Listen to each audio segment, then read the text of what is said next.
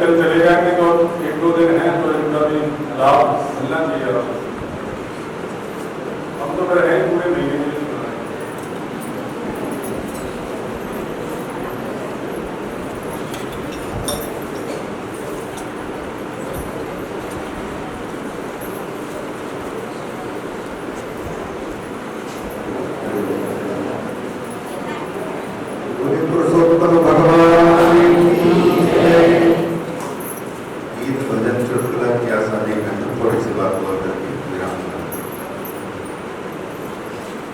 पुरुषोत्तम मास महान की कथा में 12वें अध्याय में एक बड़ा सुंदर श्लोक है। मैं उसको श्लोक नहीं मंत्र मानता हूँ, मुझे बहुत प्रिय है और प्रत्येक व्यक्ति को उस श्लोक के अनुसार चिंतन करना चाहिए। वह है राजा दृढ़धनवा को एक शुभ पक्षी के द्वारा कहा गया एक वाक्य। उस वाक्य में असल में राजा दृढ़धनवा शिकार खेलने के लिए जंगल में गए थे और थके हारे जंगल में ही एक आसार झील के पास पहुंचे, पानी पिए और उसके बाद फिर एक वटवृक्ष के नीचे अकेले थे तो अपने दुपट्टा बिछाए और घोड़े को वटवृक्ष के टहनी में बांध करके रस्सी को और बंधकर विश्राम करने के लिए रख दिया और विश्राम करने के लिए गमछा बिछा करके दुपट्टा और लेट गए। ऊपर की ओर दृष्टि थी वृक्ष के और वटवृक्ष के पत्तियों के बीच में एक हरा हरा तोता बार बार राजा को देख रहा था और जब राजा उसको देखे तो बार बार एक मंत्र को उच्चारण करता था। श्लोक को वो कहता था, विद्यमानात् पुरुषोत्तम आलोक्यातीव भूतले न चिन्तयसि तत्त्वं त्वं तत्कथं पारमेष्यसि। शुभ पक्षी का कहना था कि राजा, इस पृथ्वी में तुम्हारे पास में जो संपत्ति है उस संपत्ति से तुलना अन्य किसी के संपत्ति से नहीं की जा सकती। पत्नी प्रिय है, पुत्र प्रिय है, मंत्री तुम्हारे प्रिय है और प्रजा सब सुखी है। राजकोष में किसी धन की कोई कमी नहीं है। इतना बड़ा सुख साम्राज्य तुमने पाया है, लेकिन अभी तक तुम इसके पीछे क्या तत्व है, क्या रहस्य है, इसका विचार तुमने किया है। न चिन्तयसि तत्त्वं त्वं तत्कथं पारमेष्यसि। तो आगे तुम कैसे पार पाओगे? बस इतना ही मंत्र था।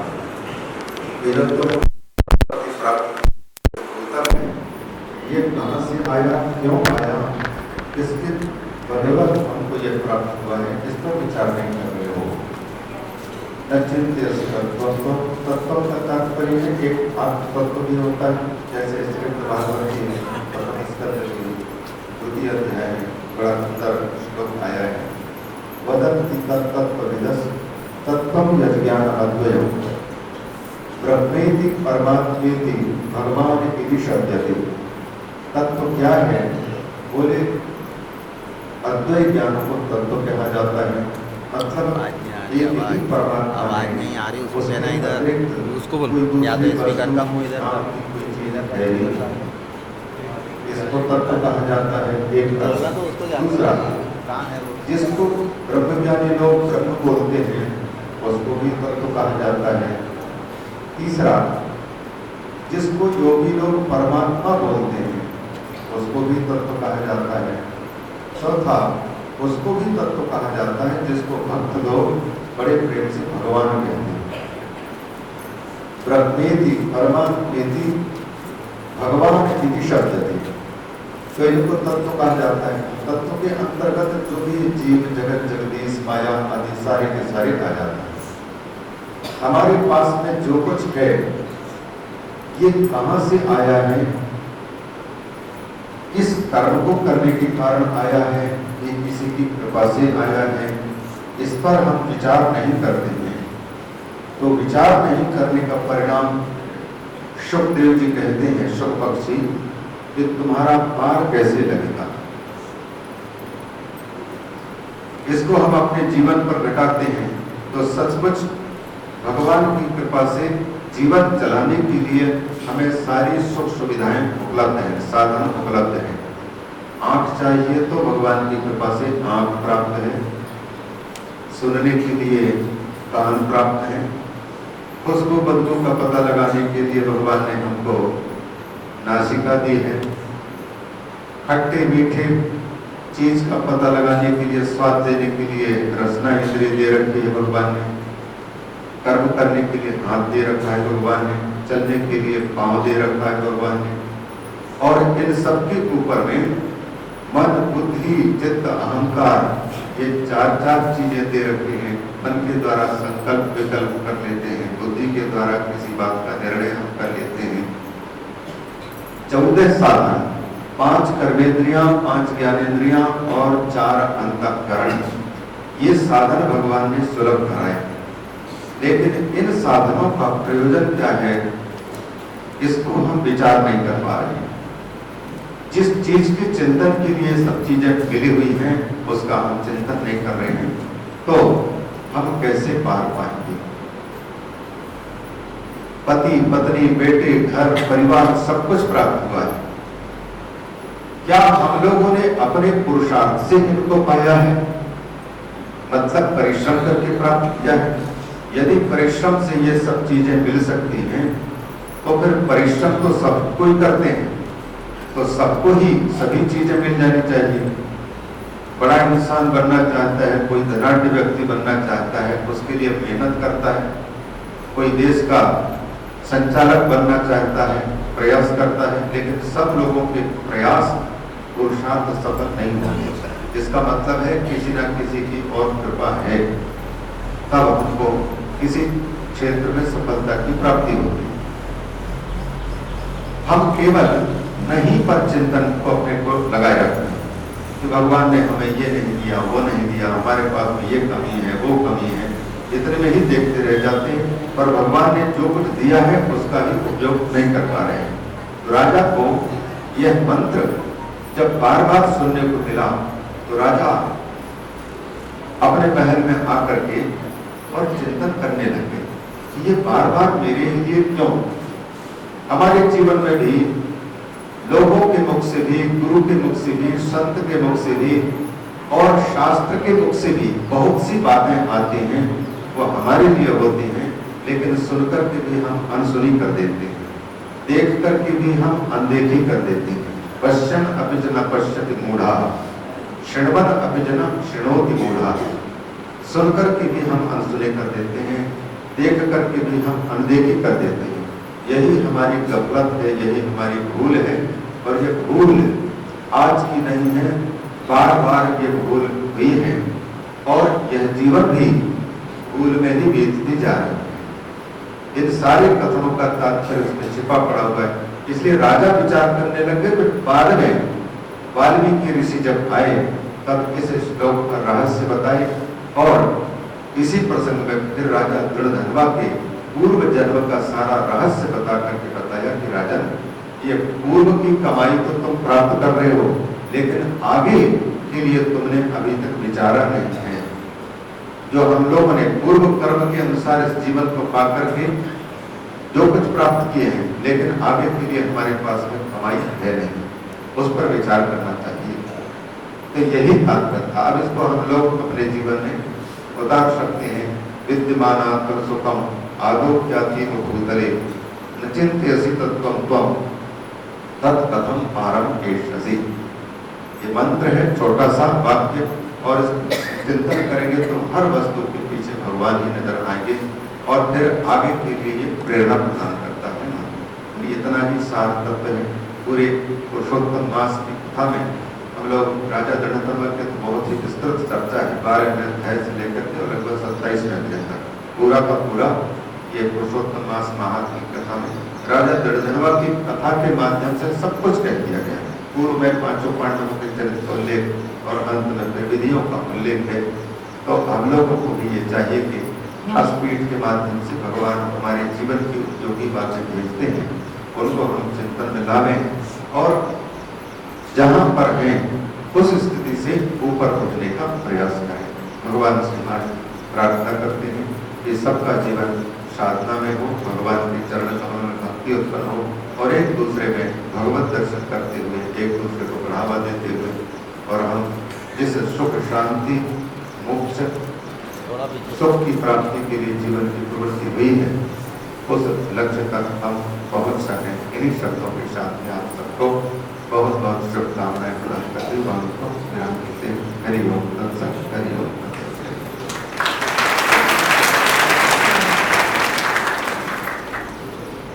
बोलो वृंदावन बिहारी लाल की जय।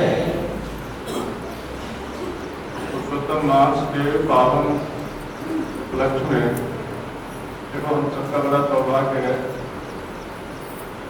कि महाराज जी अपनी बम्बई की कथा पूर्ण करके फिर दोबारा यहाँ इन्होंने दर्शन दिया और आप सबका मार्गदर्शन किया। पहले से मेरे ख्याल से 20 सालों से आपको इनका मार्गदर्शन प्राप्त होगा ऐसा मैंने सुना है। तो इस बार भी इनके द्वारा कुछ मार्गदर्शन कुछ आशीर्वचन आपको मिलना चाहिए था, तो वो भगवान ने आप सबकी इच्छा पूरी कर दी। बोलो वृंदावन बिहारी लाल की जय। अब हम अपनी कथा के प्रसंग पे लौटते हैं। भगवान श्री कृष्ण पांडवों को चरित्र सुना रहे हैं, तो उन्होंने बताया कि भाई ये द्रौपदी जो है ये मेधावी ऋषि की कन्या थी। तो इसके पास एक बार दुर्वासा जी आए जब मेधावी ऋषि का देहावसान हो गया, उनका परलोक गमन हो गया, भगवान के धाम चले गए। उसके बाद वो शोकाकुल थी और शोकाकुल अवस्था में भगवान श्री दुर्वासा जी ने अपनी इच्छा से उनको दर्शन दिया। तो भगवान दुर्वासा जी उनके आश्रम में पहुंचे हैं, तो उन्होंने बहुत स्वागत किया है भगवान दुर्वासा जी का। उस कन्या ने कहा कि प्रभु आपका दर्शन, आपका नाम स्मरण करने मात्र से पापों का क्षय होता है और आपका दर्शन मात्र करने से सभी सिद्धियां प्राप्त होती हैं और मुझे आपका बड़ी मंगलमय दर्शन हुआ है, ये भगवान की बड़ी कृपा है। तो दुर्वासा जी ने पूछा, देखो बेटी मैं तुम्हारी धर्मशीलता से बहुत प्रसन्न हूँ। तुम्हारी धर्मशीलता को मैंने कहा सुना? कैलाश में, कैलाश तक तुम्हारी धर्म कीर्ति है। तुम बहुत धर्म का पालन करती हो निष्ठा से, इसीलिए तुम्हारी धर्म निष्ठा से प्रभावित होकर के मैं तुम्हारे पास आया हूँ। जब दुर्वासा जी ने इस प्रकार से कहा तो पूछा, बेटी तुम्हें क्या सोच है, क्या चाहती हो? तो बाला ने कहा कि भगवान आप सब जानते हैं, त्रिकालज्ञ हैं, आपसे क्या छुपा हुआ है। फिर भी मैं निवेदन करती हूँ कि मैं न तो मेरे पास इस समय कोई मेरी माँ है, न पिता है, न भाई है और विवाह भी मेरा हुआ नहीं है, तो पति से भी रहित हूँ, रक्षक से भी रहित हूँ। ऐसा मेरा कौन सा ऐसा कर्म है कि मेरे ऊपर इतनी बड़ी विपदा आन पड़ी है? दुर्वासा जी ने थोड़ी देर ध्यान किया और ध्यान करके बोले कि बेटी कोई बात नहीं, अभी तीसरे वक्त में पुरुषोत्तम मास आए, तुम पुरुषोत्तम मास का अनुष्ठान करना, उसका व्रत करना। तो दुर्वासा जी ने कहा देखो ये पुरुषोत्तम मास जो है,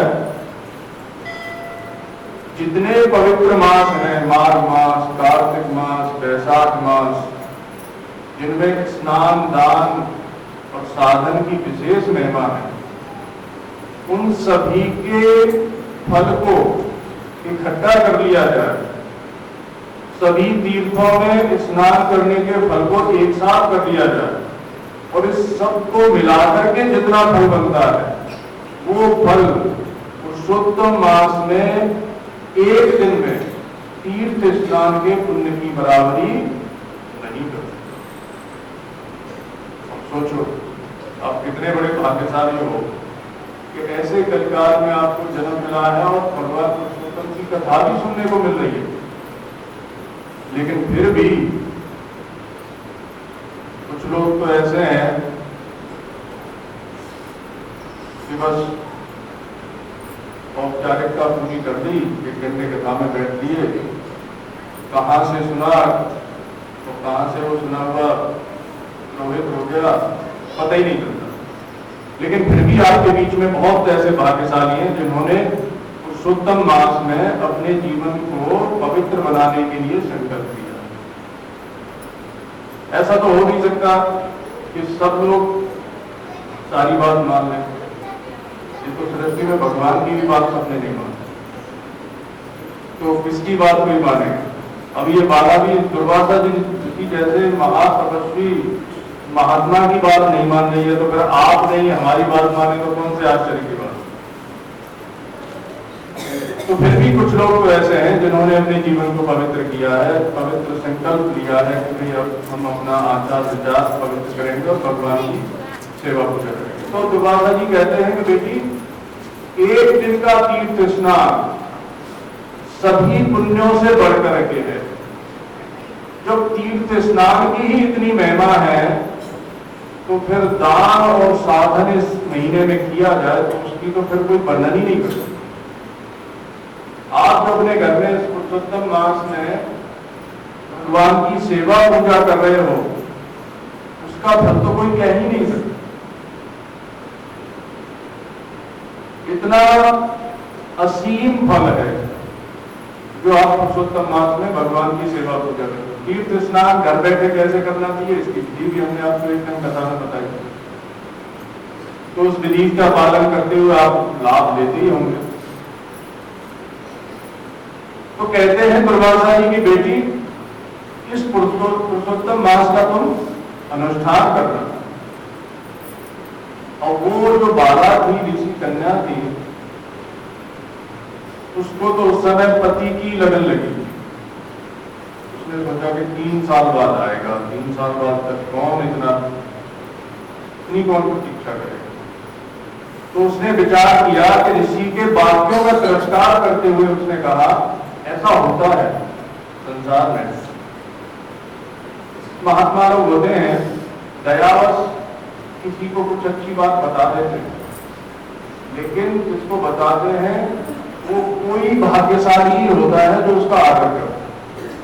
बाकी तो उसी समय वो और उसका प्रतिवाद करने लग जाते हैं। अरे महाराज जी आप ऐसा करें, ऐसा तो हम कर ही नहीं सकते, देखो ये समस्या है वो समस्या। तो कहने का तात्पर्य है कि लोग महात्मा की बात को उसके सामने ही खंडित कर देते हैं कि नहीं ये तो हम करेंगे। तो वैसा ही इस बाला ने किया। दुर्वासा जी ने कहा, इसने ये भी विचार किया, जबकि जानती है दुर्वासा जी का प्रभाव, कह रही है कि महाराज आपके नाम से, आपका नाम लेने से पापों का क्षय हो जाता है, आपके दर्शन से सभी सिद्धियां प्राप्त हो जाती हैं, आप अत्रि जी का मूर्तिमान तप हो, अनुसुईया जी का तप हो, तो दुर्वासा जी आप साक्षात भगवान शंकर ही हो, इस प्रकार से भी कह रही है, लेकिन उनका तिरस्कार भी कर। यही है सबसे बड़ी मूर्खता, सबसे बड़ी मूर्खता। जानते हो कि भाई हमें अच्छी बात है ये, लेकिन उसका आदत नहीं है। देखो कोई भी व्यक्ति ऐसा नहीं है जैसे कहीं बाहर से कुछ सीखना है। परमात्मा ने आपको पूरी साधन सामग्री देकर के भेजा है संसार, जिससे आप परमात्मा को स्वयं प्राप्त कर सकते। किसी की सहायता की आपको आवश्यकता है नहीं, लेकिन वो कब कर सकते हो, जब आप अपने जाने हुए का आदर करें। ऐसा कोई भी व्यक्ति आप में नहीं है जिसको अपने कल्याण का साधन पता न हो। सबको पता। अभी हम आपसे किसी से भी पूछें तो हमें आप दुनिया भर का प्रवचन दे दो कि महाराज ये कर लो, इससे ऐसा हो जाएगा, उससे ऐसा हो जाएगा। आप आप लोगों के अंदर इतना ज्ञान भरा पड़ा है कि हमारे पास तो उसका 10वां अंश भी नहीं। और पता नहीं कितने पुरुषोत्तम मास बीत गए, आपको कितने बड़े बड़े महात्माओं की कथाएं आपने सुन रखी।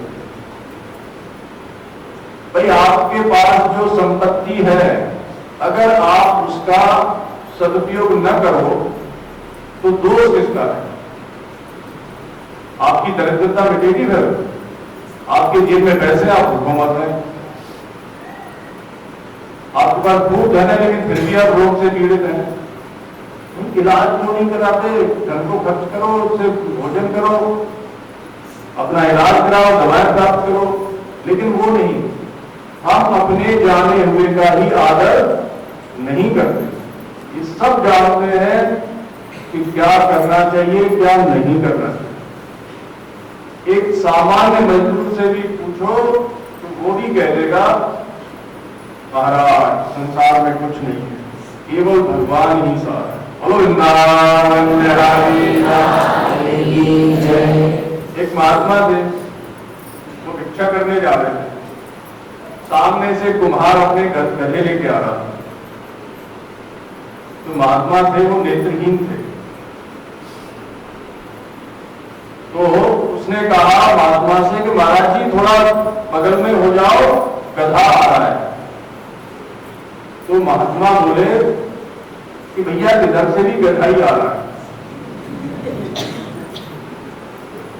तो कुम्हार बोला कि महाराज आप तो हमसे भी अच्छे हो। तो महात्मा ने पूछा भाई तुमसे अच्छे हम कैसे हो गए? बोले देखो आपको कोई चिंता नहीं है, हम चिंता में रहते हैं। तो महात्मा ने कहा जय हो गुरुदेव, आपने बड़ा ज्ञान दिया। तो कहने का तात्पर्य है कि सबको ज्ञान है, और उसे इतना तो ज्ञान है कि भाई महात्मा चिंता से रहते हैं और हम चिंता में रहते हैं। लेकिन क्या इस ज्ञान का लाभ ले पाते हैं? तो आपके पास जो ज्ञान है उसका जब तक आप आदर नहीं करोगे तब तक कुछ भी कर दो, ठीक है, अच्छी क्रिया से कुछ अच्छा काम करोगे तो उसका फल अच्छा होगा। लेकिन जन्म मृत्यु का चक्र छूट जाए ये संभव नहीं। ये तभी संभव है जब आप अपने जाने हुए का आदर करो। आप जानते हो सत्य बोलना चाहिए, लेकिन तुम वो झूठे ही हमेशा, तो फिर उसको जानने से लाभ है कुछ? तो आप जानते हो कि भाई पुरुषोत्तम मास है, इसमें भगवान की सेवा पूजा करनी चाहिए, पवित्र आचरण करना चाहिए, पवित्र खान पान करना चाहिए, लेकिन खान पान आचरण सब दूषित करो तो फिर जानने का कोई लाभ है? तो जब जो व्यक्ति अपने ही जाने हुए का आदर नहीं करता, वो किसी दूसरे व्यक्ति की बताई हुई बात का कैसे आदर कर सकता? इस संसार में प्रत्येक व्यक्ति अपनी बात जितनी मानता है वो किसी की नहीं मानता। सच्ची बात कह रहे हैं, झूठी बात कह रहे हैं? जितनी आप अपनी बात मानते हो उतनी तो किसी की नहीं मानते।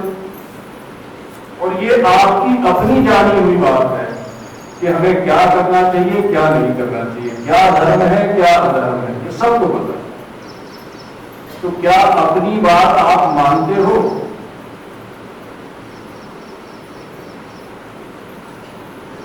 वृंदावन बिहारी जय।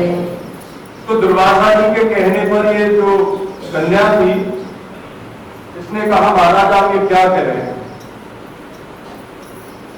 माघ मास है, वैशाख मास है, कार्तिक मास है, ये इतने पवित्र मास हैं कि इनमें इनका पालन करने से मोक्ष भी मिल जाता है और भूलोक और स्वर्गलोक का ऐश्वर्य भी मिल जाता है। आपने क्या ये पुरुषोत्तम मास की बात कह दी? तो इसने बड़ा कठोर शब्द प्रयोग किया कि मैं समझती हूँ आपकी बुद्धि को क्या हो गया, आपकी मति मारी गई आपने, आप ऐसा कैसे कह सकते हैं? ऐसा उसने कहा, वो भी किससे? दुर्वासा जी से, जिनसे इंद्र को भी भय होता है। भगवान श्री कृष्ण कहते हैं कि मुझे और रुक्मिणी को भी जिन्होंने त्रास दिया, उन दुर्वासा जी से इसने बड़े कठोर शब्द कहे, उनका बड़ा तिरस्कार किया। दुर्वासा जी ने सब सहन किया, क्रोध तो उनको बहुत हुआ इसकी बातें सुनकर, लेकिन दुर्वासा जी ने ये विचार किया कि मेरे मित्र की बुद्धि है, वो ठीक है, और ये अपने कर्म से ही दुखी है, तो क्या इसको श्राप दूं?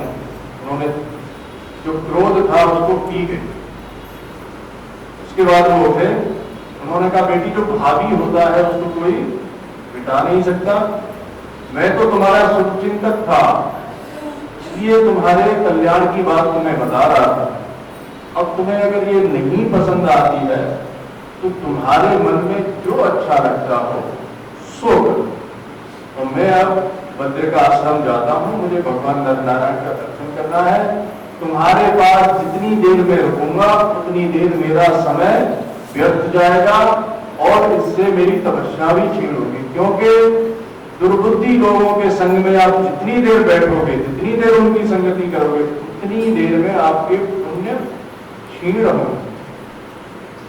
इसीलिए कहा गया कि भाई अच्छे लोगों की संगति करो, दुर्जनों की संगति मत करो। कुछ नहीं होगा तो आपके पुण्य तो क्षीण हो ही जाएंगे। और जब आप दुर्जनों की संगति करोगे तो संगति करते करते अगर उनकी संगति में आपको प्रेम हो गया, अगर उनकी संगति आपको अच्छी लगने लगी, तो आपको वैसा बनने में देर नहीं लगेगी। इसलिए संगति पे विशेष ध्यान देना चाहिए कि हम कैसे लोगों के साथ बातचीत करते हैं, कैसे लोगों के साथ उठते बैठते हैं। जिसने अपनी संगति सुधार दी, समझो उसने आधा जीवन तो अपना बना ही लिया, क्योंकि संग के प्रभाव से न चाहते हुए भी व्यक्ति पुण्य कर बैठता है और न चाहते हुए भी पाप कर बैठता है। ये संग दोष इतना बड़ा प्रभावशाली। तो दुर्वासा जी वहां से विदा हुए। अब ये बाला जो थी, इसने विचार किया कि मुझे क्या करना चाहिए, मेरी जो अभिलाषा है वो कैसे पूरी हो सकती है। बहुत देर विचार करने के बाद इसको समझ में आया कि मुझे भवानी पति भगवान शंकर की आराधना करनी। तो अब इसने बड़ा दुष्कर तप करना प्रारंभ किया। देखो ऋषि कन्या थी, 3 प्रकार के संस्कार होते हैं, हमने आपको कल बताया था। पूर्वजन्म का संस्कार, माता पिता का संस्कार और वर्तमान का संस्कार। जिसे आप हमें अभी कह रहे थे कि भाई संग कैसा करना, ये वर्तमान का संस्कार है कि आप कैसे परिवेश में रहते हो, कैसे लोगों की संगति में रहते हो। ये 3 प्रकार के संस्कार हैं जो आपके जीवन को संचालित करते हैं। ये सबके ऊपर ये बात लागू होती है। फैक्टर ऐसा है जो सब पे अप्लाई होता है। पूर्वजन्म का संस्कार सबके साथ है, माता पिता का भी संस्कार सबके साथ है, और आप जिस परिवेश में रहते हो उस परिवेश का प्रभाव अवश्य पड़ता है। तो ये भी संस्कार आपके चित्त पर पड़ते हैं और इनसे भी आपका जीवन प्रभावित होता है। तो अब ये ऋषि कन्या थी, माता पिता का संस्कार तो उत्तम था ही, इसके पिता भगवान के बड़े भक्त थे, तपस्वी थे। तो इसे लगा कि अब अगर मुझे अपनी इच्छा पूरी ही करनी है तो मुझे तप करना चाहिए। कम से कम माता पिता के संस्कार बस इसने कोई अधर्म का आचरण नहीं किया अपनी इच्छा पूरी करने के लिए। इसने भगवान के लिए तप करना प्रारंभ किया, भगवान शंकर को प्रसन्न करने के लिए उसने तप करना प्रारंभ किया। वो तप करते समय इसको 8000 वर्ष बीत गए। कितने साल जी सकते हो इतना? 8000 वर्ष तक ये केवल तपस्या ही करती रही। सोचो 8000 साल तक तो इसने तपस्या की थी। उस समय जिस समय इसकी तपस्या पूरी हुई थी उस समय भी ये युवा ही थी। तो समझो कि यौवन कितना लंबा होता होगा उस समय। तो ये तप कैसे करती थी? कहते हैं कि गर्मी के दिनों में पंचाग्नि करती थी और सर्दी में कंठ तक ठंडे जल में सरोवर में खड़ी रहती। वो तप किया तो इसके ब्रह्मरंध्र से अग्नि प्रकट होने लगी।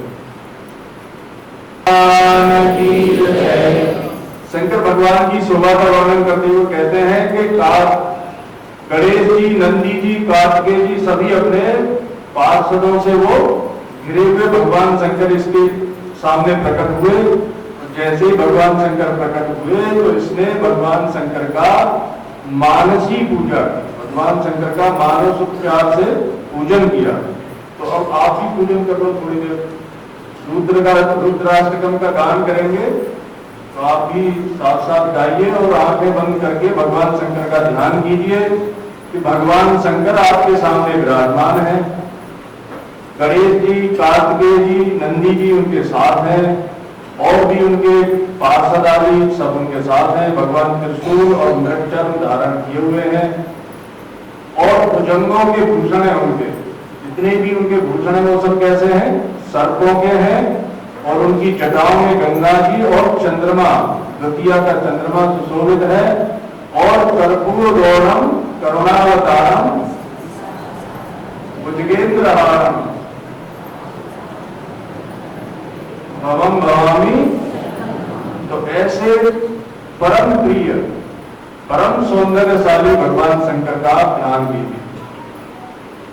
नमामि समीशान निर्वाण रूपम विभुं व्यापकं ब्रह्म वेद स्वरूपम निजं निर्गुणं निर्विकल्पं निरीहं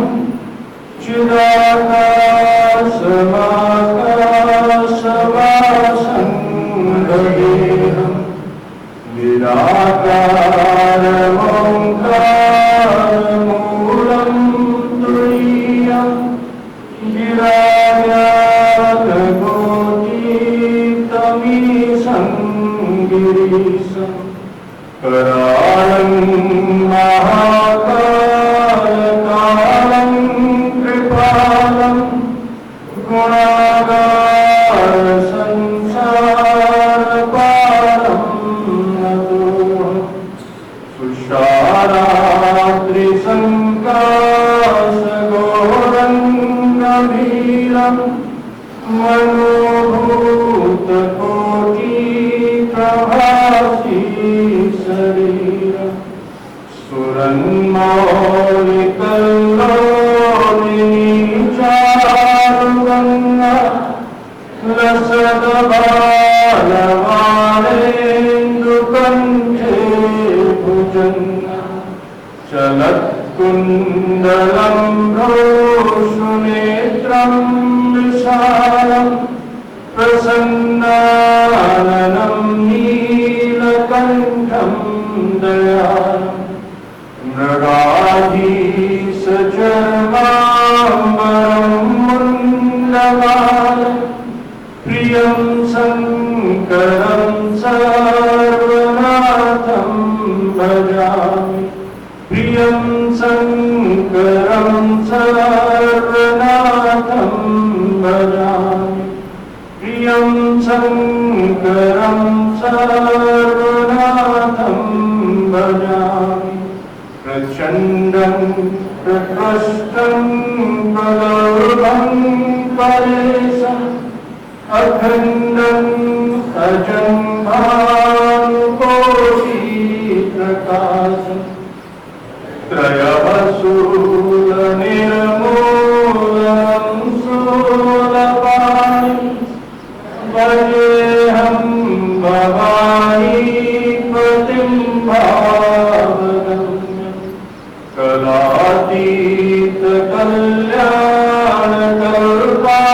कलातीतकल्याणकल्पान्तकारी सदा सज्जनानन्ददाता पुरारी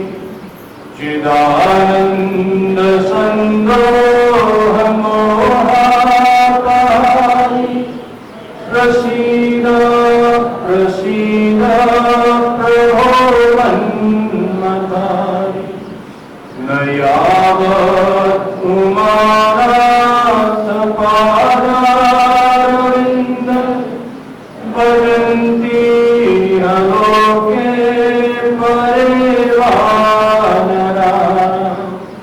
न तावत् सुखं शान्ति सन्तापनाशं प्रसीद प्रभो सर्वभूतानां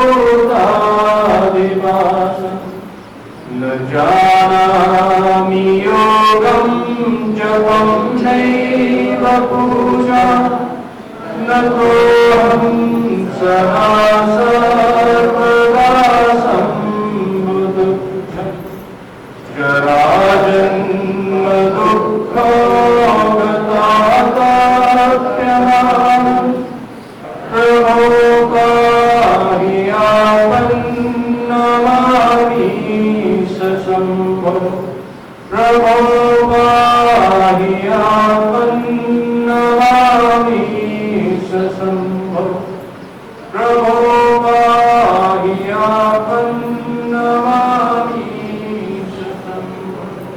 रुद्राष्टकमिदं प्रोक्तं विप्रेण हरतोदये ये बधन्ति नरां भक्त्यां तेषां शम्भो प्रसीदति। बोलो गौरी शंकर भगवान की जय शंभो शिव गौरी शंकर जय शंभो गौरी शंकर जय शंभो जय शंभो शिव गौरी शंकर जय शंभो जय शंभो गौरी शंकर जय शंभो जय शंभो शिव गौरी शंकर जय शंभो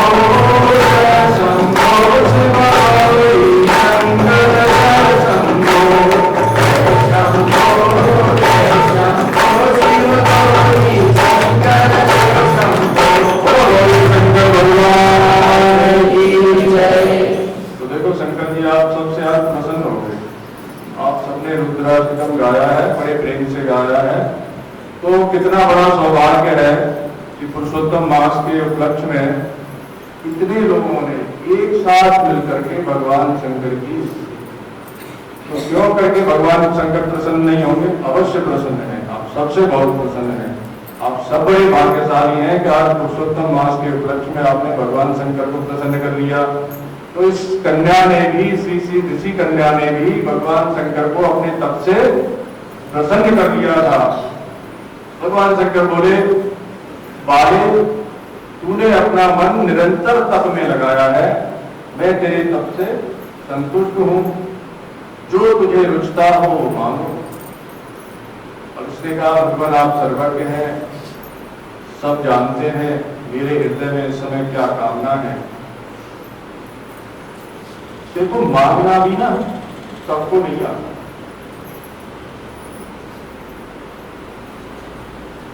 अब भगवान शंकर प्रसन्न है, उनसे मोक्ष मांग लेती, भगवान का प्रेम मांग लेती तो जीवन सफल हो जाता। अरे पति मांगने से क्या कितने जीवन मिले हैं आपको, कितने जीवन में कितने पति मिले होंगे, तो क्या उद्धार हो गया? कितने पतियों को कर करके छोड़ दिया, तो क्या जन्म मृत्यु का चक्कर छूट गया? और इसने बोला कि महाराज, लिखा है कि ये काम बाढ़ से पीड़ित थी, तो उसने कहा मुझे पति दो, पति दो, पति दो, पति दो, 5 बार ऐसे आवेश में, मतलब इतनी तीव्र इच्छा थी इसको पति की कि एक बार न मान करके आवेश में 5 बार मांगी। एक माई की ये तो संपन्न है, वो गरीब थी, बुढ़ी माई थी, वो एक महात्मा की चेली थी। तो महात्मा के पास गई कि महाराज हम गरीब हैं, कैसे भी कोई ऐसा मंत्र बता दो कि हमारी दरिद्रता मिट जाए। महात्मा दयालु थे, उन्होंने कहा ठीक है, एक काम करो, तुम रोज भगवान शंकर को जल चढ़ाया करो और भगवान शंकर के इस मंत्र का जाप करो। और वो बुढ़िया बड़े श्रद्धा भक्ति पूर्वक भगवान शंकर का पूजन करती, और उसे महात्मा के वचनों में श्रद्धा थी कि भैया गुरु महाराज ने बोला है तो शंकर जी जरूर प्रसन्न हो जाएंगे। तो इस विश्वास पूर्वक श्रद्धा भक्ति से, ऐसा नहीं कि एक औपचारिकता निभाए, फॉर्मेलिटी पूरी करें, वो नहीं, बड़ी श्रद्धा भक्ति से अपने गुरु जी की आज्ञा पालन करते हुए से शंकर भगवान की भक्ति प्रारंभ। भगवान शंकर प्रसन्न हो गए, प्रसन्न होकर के प्रकट होकर के उन्होंने कहा, हाँ मांगो क्या मांगना चाहती हो, लेकिन एक ही वर मांगना। भगवान शंकर समझ गए कि इसके मन में बहुत बड़ी लंबी लिस्ट है और इतना देते देते तो मैं भी थक जाऊंगा। तो शंकर भगवान ऑर्डर दानी है, लेकिन फिर भी उन्होंने देखा कि बुढ़िया के मन में तो बहुत बड़ा बड़ा है, अंतर्यामी भगवान सब जानते हैं। उन्होंने कंडीशन लगा दी कि तुम्हारी भक्ति से मैं प्रसन्न हूं, लेकिन एक ही वर मांगना, जो मांगो दूंगा। अब बेचारी बुढ़िया तो सीधी साधी थी, अब उसने सोचा कि एक ही वर कौन सा मांगू, मेरे पास मुझे तो ये भी चाहिए, ये भी चाहिए, ये भी चाहिए, अब इसमें से कौन सा मांगू और कौन सा छोड़ू। तो बोली कि महाराज मैं अपने गुरु जी को पूछा हूं। तो बोले जाओ पूछाओ। अब बुढ़िया बेचारी अपने गुरु जी के पास आई, बोले कि भगवान शंकर तो प्रकट हो गए, आपकी कृपा से प्रसन्न हो गए, वो पूछ रहे कि क्या मांगना है, लेकिन एक ही वरदान मांगो। तो गुरु जी ने कहा उनको बोलो कि भगवान आप मुझे ऐसा वरदान दीजिए कि मैं अपने पोते को सोने के कटोरे में सोने की चम्मच से खीर खाते हुए आंख भर के देखूं। एक तो वो अंधी थी, दूसरा लड़के का विवाह ही हो रहा था, और तीसरी गरीब थी। तो तीनों वरदान उसने एक ही वरदान में मांगे। अब वो आई आकर के कहा कि पूछा है गुरु जी से, हाँ महाराज क्या चाहिए बोलो। बोले महाराज आप ऐसी कृपा कीजिए कि मैं अपने पोते को सोने के कटोरे में सोने की चम्मच से खीर खाते हुए जी भर के देखूं, आंख भर के देखूं। अब भगवान शंकर मुस्कुराए और बोले अच्छा बढ़िया, बड़ी चतुर है, एक ही वरदान में सब मांग लिया तुमने। तो मांगना भी सबको नहीं आता। एक ब्राह्मण दंपति थे, ब्राह्मण और ब्राह्मणी, और उनका एक बेटा, बड़े गरीब थे। नारद जी ऐसे ही घूमते रहते हैं सब लोगों में, तो उन्होंने एक बार उन्हें इच्छा हुई कि भाई चलो पृथ्वी लोक का दर्शन करके आए। तो नारद जी जब पृथ्वी लोक में आए तो उन्हें इस परिवार पे दया आ गई। उन्होंने सोचा कि चलो भाई ये बहुत गरीब हैं, इनको कुछ दे देना चाहिए। तो नारद जी आए सबसे पहले ब्राह्मणी के पास कि देखो पंडितायन हम तुमसे बहुत प्रसन्न हैं, कुछ मांग लो, आज तो हम तुम्हें छूट देते हैं, क्या मांगना चाहती हो मांग लो। अब माइयों को क्या अभीष्ट होता है, उसने कहा महाराज मुझे आप बहुत सुंदर बना दिया।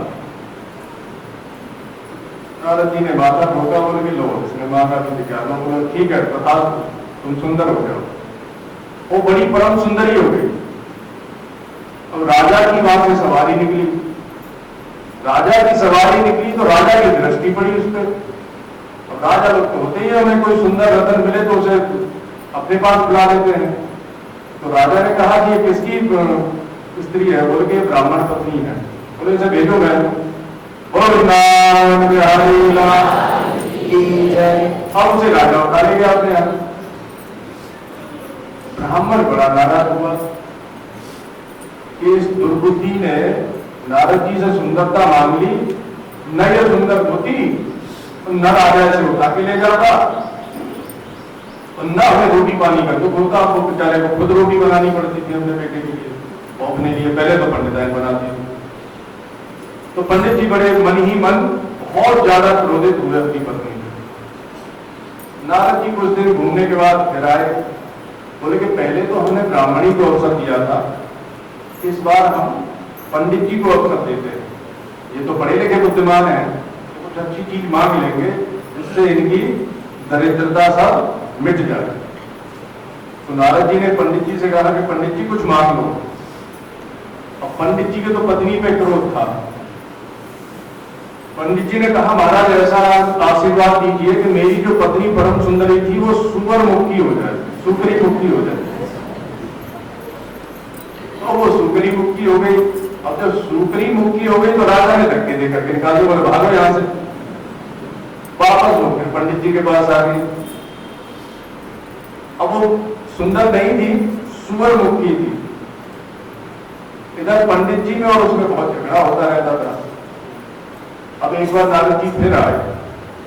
अब उन्होंने विचार किया कि देखो हमने पंडितायन को भी अवसर दिया, पंडित जी को भी अवसर दिया, लेकिन इनमें मांगने का कौशल नहीं है, इन्हें मांगना नहीं आता। अब ये बालक है, उसको पूछते, तो उससे पूछा कि बेटा तुम कुछ मांगो। बालक ने कहा महाराज आप देना ही चाहते हैं तो मेरा परिवार पहले जैसा था वैसे ही हो जाए, मेरी माँ जैसी पहले थी वैसी हो जाए, मेरे पिता पहले जैसे थे वैसे हो जाए और इनमें आपस में प्रेम हो जाए, बस यही चाहता। नारद जी ने माता ठोका कि तीनों को अवसर दिया कि दरिद्रता में डालो, लेकिन एक ने भी 3 अवसर मिले लेकिन जहां थे वहीं वापस लौट आए। बोलो वृंदावन बिहारी लाल की जय। तो अब इसने भी बोला कि महाराज पति दो। अरे भगवान से कहती कि भगवान मुझे जन्म मृत्यु के चक्र से छुड़ा दो, मोक्ष दे दो, वो नहीं मांगा। तो भगवान शंकर ने कहा कि ठीक है, एक ही वरदान को तूने 5 बार मांगा है तो तेरे 5 पति होंगे। अब ये तो बड़ी घबरा गई कि महाराज एक पुरुष के अनेक पत्नियां तो देखी जाती हैं, लेकिन एक स्त्री के बहुत पति नहीं देखे जाते लोक में, तो ये तो बड़ी लज्जा की बात होगी मेरे लिए, आपने ये क्या दे दिया। बोले कि कन्या जो तूने मांगा है वही मैंने दिया है, और ये सब के सब कोई सामान्य मनुष्य नहीं होंगे, ये सब के सब देवता होंगे, बड़े जितेंद्रिय, बड़े सत्यसंध और बड़े यज्ञ करने वाले धर्मात्मा होंगे सबके सब, और इनकी सेवा करते हुए तुम्हें मोक्ष मिलेगा। देखो अगर कुछ इच्छा भी हो ना तो उसे भी युक्ति लगा करके पूरी करने की बजाय भगवान की साधना भक्ति करके उसे पूरी करो तो सांसारिक इच्छा भी कल्याण करने वाली हो जाए। तो इसने अपने माता पिता के संस्कार के परवश होकर के भगवान शंकर के तप में मन लगाया और भगवान शंकर को प्रसन्न करके वर मांगा। हालांकि लौकिक वर ही मांगा, उसने सांसारिक वस्तु नाशवान वस्तु ही मांगी, बंधन में डालने वाली चीज ही मांगी, लेकिन भगवान से मांगी है ना। तो भगवान की शरण में तो अकामः सर्व कामो वा मोक्ष काम उदारती प्रेरण भक्ति योगेन यजेतः पुरुषः परम। भगवान की शरण में आप कामना लेकर के जाओ या निष्काम जाओ या फिर मोक्ष की कामना लेकर के जाओ, भगवान की शरण में जाने पर तो कल्याण होता ही है। तो भगवान शंकर ने इसको वरदान दे दिया कि जा तुम्हारे 5 पति होंगे और वो सब देवता होंगे, धर्मात्मा होंगे, जितेंद्रिय होंगे, बड़े यज्ञ करने वाले धर्मात्मा होंगे, और जो तेरा ही मुख देखने वाले होंगे। 5 पांडवों की अनेक और भी पत्नियां थी, लेकिन सभी पांडव केवल द्रौपदी का ही मुख देखते रहते। द्रौपदी जो कहती थी वही होता था। यहां तक कि अर्जुन की एक पत्नी सुभद्रा जी भी थी, जो साक्षात भगवान श्री कृष्ण की बहन थी, लेकिन द्रौपदी ही उन सबकी परम प्रिय और पटरानी थी। तो भगवान शंकर के वरदान का ऐसा फल था। तो आज का तो समय हो चुका है, इससे भी आगे की कथा जो है कल करेंगे। बोलो वृंदावन बिहारी लाल की जय। जय जय श्री राधे, जय जय श्री राधे, जय जय श्री राधे।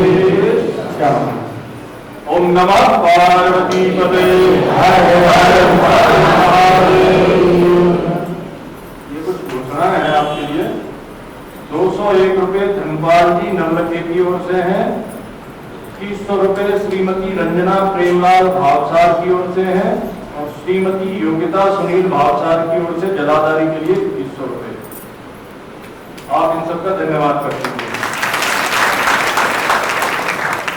शिव मंदिर कोटपट्टी में श्रीमती दीपिका मितेश जवादे, इनकी तरफ से 2100 रुपये, और लोहा 8 क्विंटल छड़ी, इनका भी धन्यवाद करते हैं।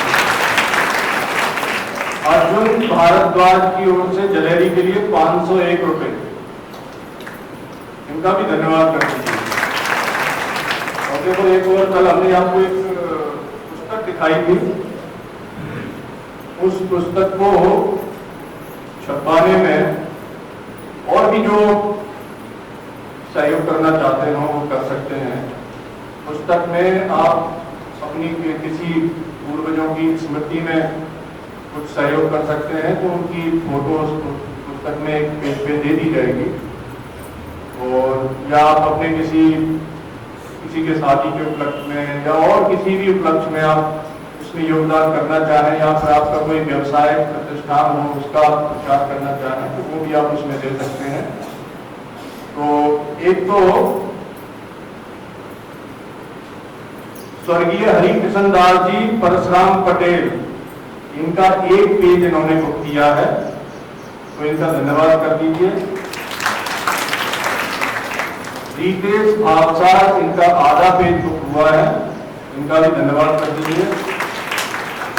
और मीतेश जवादे, इन्होंने अपने पुत्र करण जवादे के विवाह के उपलक्ष्य में एक पेज स्पॉन्सर किया है। तो दीपिका जवादे और मीतेश जवादे ने करण जवादे और शुभांगी जवादे के विवाह के उपलक्ष्य में एक पेज उसमें किताब में बुक कराया है, तो इनका भी धन्यवाद करते हैं।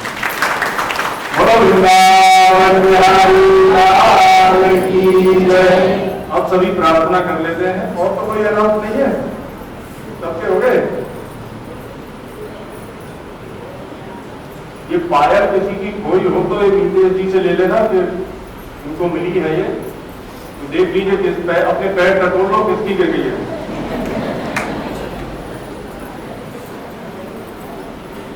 हाथ जोड़ लीजिए प्रार्थना के लिए। हे पुरुषोत्तम प्रभु, हे गोविंद, हे गोपाल, मैं केवल आपका ही हूँ।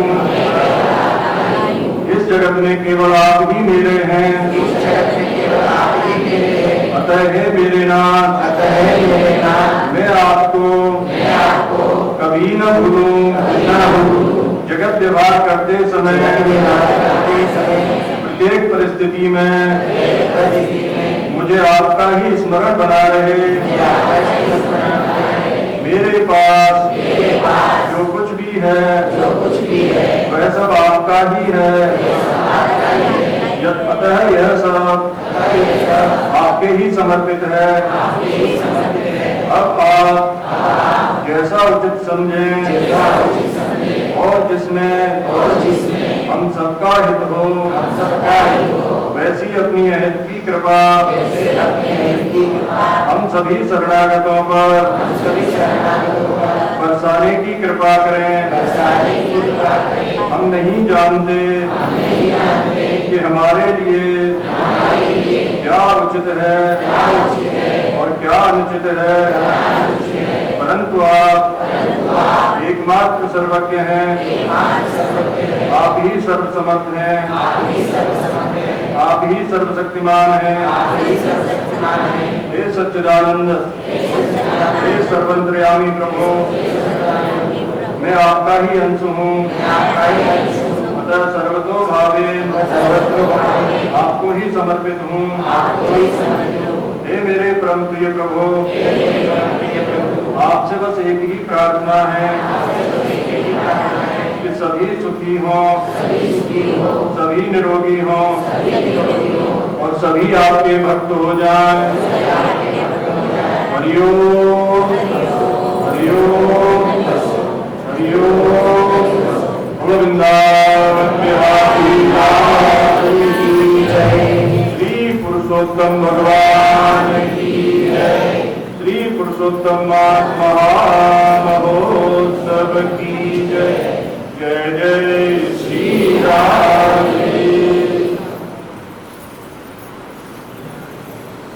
जो बहुत धन्यवाद है। कल बहुत लोग अपनी अपनी आरती लाए थे, भाई हैं सब अपनी लाए थे, आज भी लाए हैं सब।